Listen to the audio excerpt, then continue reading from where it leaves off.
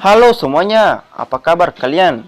Kembali lagi di channel kesayangan kalian. Kali ini Arta akan membahas sebuah donghua terbaru dan pastinya seru. Donghua ini berjudul The Young Brewmaster. Jangan berlama-lama lagi, langsung saja kita masuk ke intronya.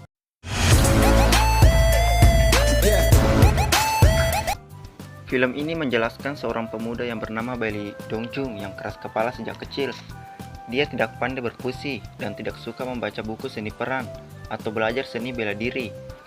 Tetapi dia pandai membuat anggur karena dia telah berjanji untuk menjadi peri anggur dengan temannya Yeon yang dibunuh ketika dia masih muda. Namun nasibnya tidak sampai padanya dan akhirnya Bailey Dongjun bergabung dengan sekte Lin Changsen, orang nomor 1 di dunia, dan mulai belajar seni bela diri.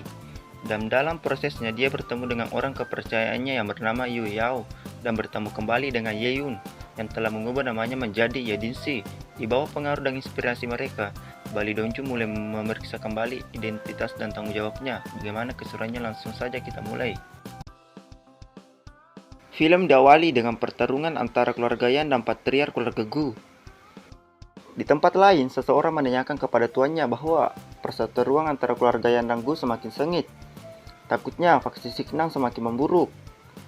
Di sisi lain, patriark keluarga Gu yang bernama Gu Luoli dengan mudahnya menghabisi prajurit keluarga Yan. Gu Luoli pun menantang patriark keluarga Yan. Patriark keluarga Yan pun keluar yang bernama Yang Betian. Pertarungan pun tak terhindarkan.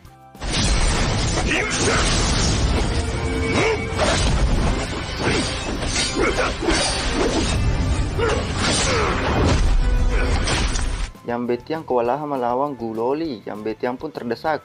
Dan datanglah seseorang yang membantunya. Dan dengan kedatangan seseorang misterius itu, tiba-tiba Gu Luoli ditusuk dari belakang.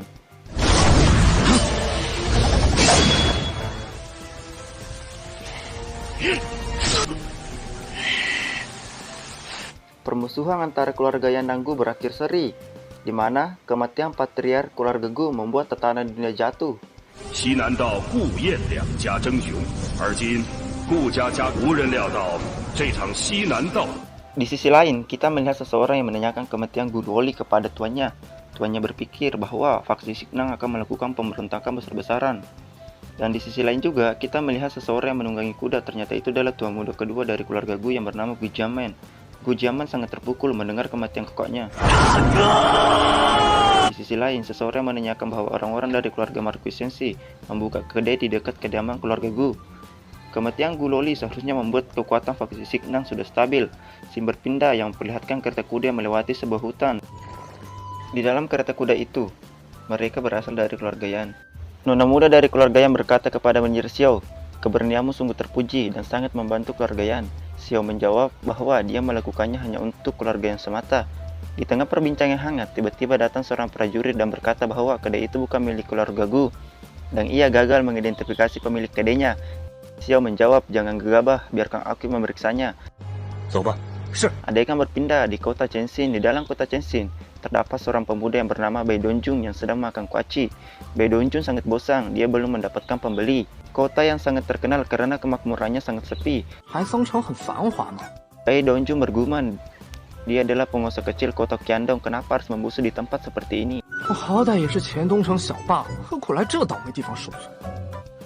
Setelah bergumam, dia pun pergi ke toko daging dan menawarkan anggurnya secara gratis dan mengajaknya berteman.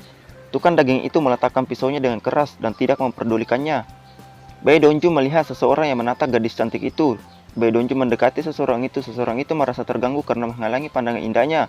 Bai Dongjun berkata, ada sebuah pepatah mengatakan, anggur dapat merangsang keberanian seseorang. Minum anggurku biar kamu dapat kepercayaan diri mendekati wanita itu. Si penjual itu tidak memperdulikan dirinya dan menyuruhnya untuk pergi. Bai Dongjun berkata, jika saja warungnya ada di kota Tiandong, pasti Bai Dongjun sudah membakarnya. Setelah selesai berbicara, tiba-tiba datang kereta kuda, yang mana sebelumnya kita sudah tahu bahwa di dalamnya berisi keluarga Yan. Kereta itu berhenti di depan kedai Bai Dongjun. Xiao pun turun dari kereta dan melihat kedai itu yang bernama kedai Donggu. Bai pun mendekati orang itu dan berkata, pelanggan. Dan Bai Dongjun pun mempersilahkan mereka masuk. Xiao pun mengajak pasukannya untuk masuk ke dalam kedai. Di dalam kedai, Xiao melihat seseorang yang sedang tertidur.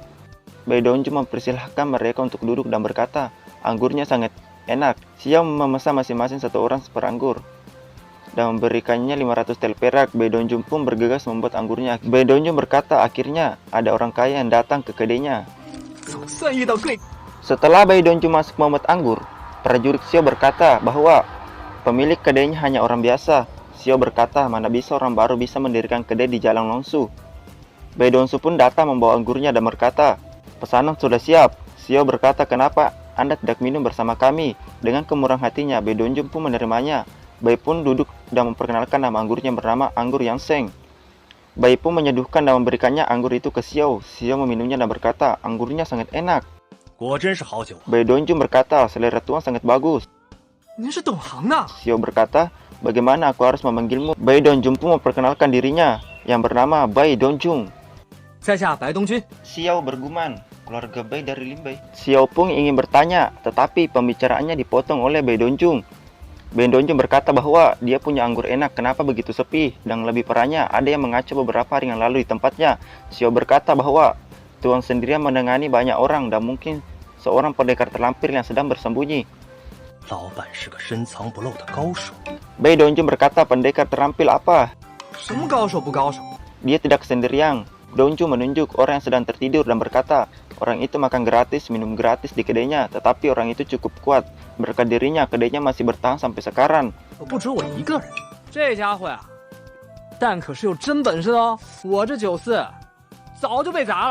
Xiao berkata bahwa temanmu mempunyai seni bela diri. Xiao suka berteman dengan orang yang punya ilmu bela diri. Xiao pun melemparkan gelas ke arah pemuda itu. Sontak saja, pemuda itu menangkapnya dan menghancurkan gelasnya.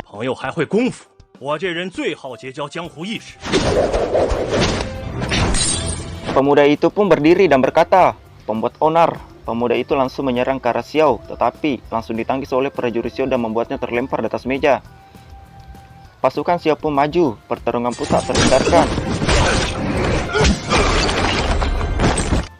Xiao memperhatikan pemuda itu dan berkata, kau sungguh hebat. Xiao pun menantangnya dan bertanding. Pertarungan pun tak terhindarkan.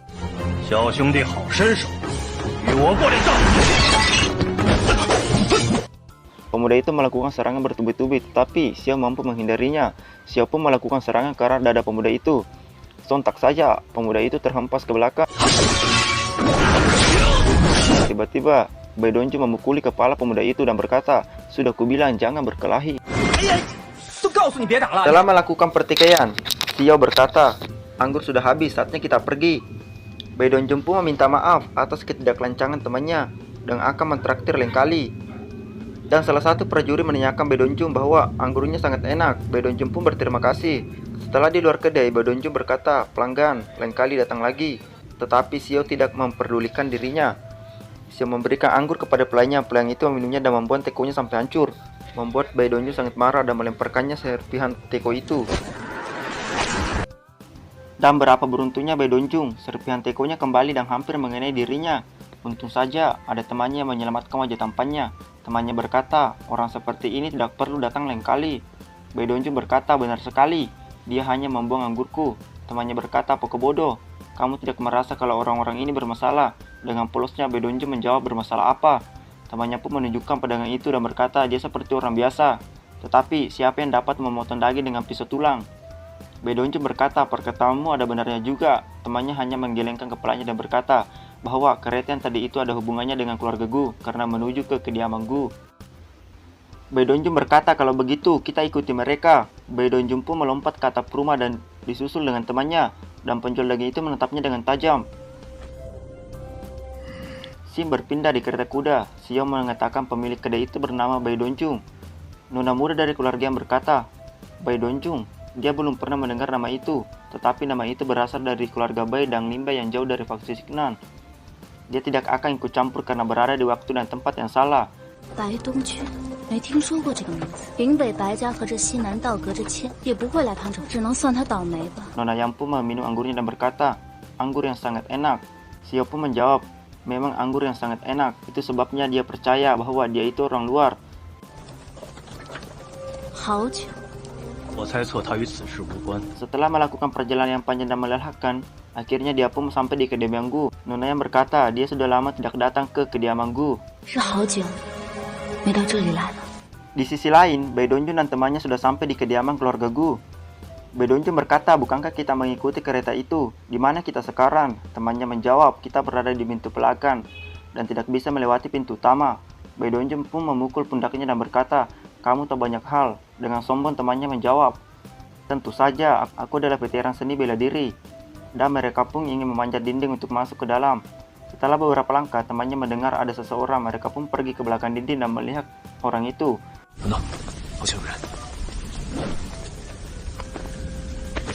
Orang itu berada di atas menara yang beranggotakan 3 orang. Salah satu wanita memegang sebuah benang dan membentuk sebuah jembatan, dan seseorang bertopeng berjalan di atas benang dan tiba-tiba menghilang.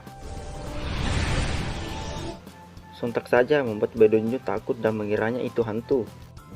Bagaimana semuanya? Apakah kalian terhibur dengan alur ceritanya? Jika kalian terhibur, jangan lupa tekan tombol subscribe dan nyalakan notifikasinya untuk mendapatkan video-video seru dan menarik lainnya. Buat teman-teman yang sudah menyaksikan video kita kali ini, terima kasih banyak sudah meluangkan waktunya, dan jangan lupa bagi yang bernapas tetap bernapas karena bernapas itu adalah gratis. Saya Arta, jika ada kesalahan kata mohon dimaafkan. Sampai jumpa di lain kesempatan. Kalau ada pertanyaan silahkan komen di bawah.